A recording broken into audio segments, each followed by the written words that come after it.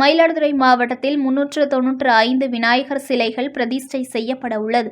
10 அடிக்குள் விநாயகர் சிலைகள் இருக்க வேண்டும் என சீர்காழியில் விநாயகர் சிலை ஊர்வலம் இடத்தினை ஆய்வு செய்த பின் மாவட்ட காவல் கண்காணிப்பாளர் தெரிவித்துள்ளார்.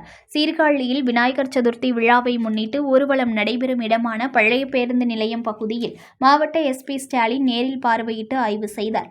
வரும் 7 மற்றும் 8ஆம் தேதி விநாயகர் ஊர்வலத்திற்கு தேவையான பாதுகாப்பு குறித்து டிஎஸ்பி ராஜ்குமார் கேட்டறிந்தார். பின்னர் செய்தியாளர்களிடம் பேசுகையில் மாவட்டம் முழுவதும் விநாயகர் சதுர்த்தியை முன்னிட்டு 395 விநாயகர் சிலைகள் வைத்து வழிபாடு செய்வதற்கு காவல்துறை சார்பில் அனுமதி வழங்கப்பட்டுள்ளது. சிலைகள் 10 அடிக்குள் இருக்க வேண்டும் என விழாக்குழுவினருக்கு அறிவுறுத்தப்பட்டுள்ளது.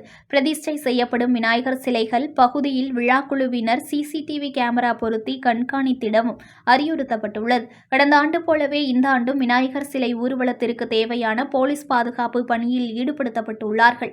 புதிய விநாயகர் சிலைகள் நிறுவுவதற்கு அனுமதி கிடையாது என்றார். அதன் பின்னர் விநாயகர் சிலையை கரைப்பதற்காக உப்பனாற்று பகுதியில் எஸ்பி ஸ்டாலின் நேரில் பார்வையிட்டு ஆய்வு செய்தார்.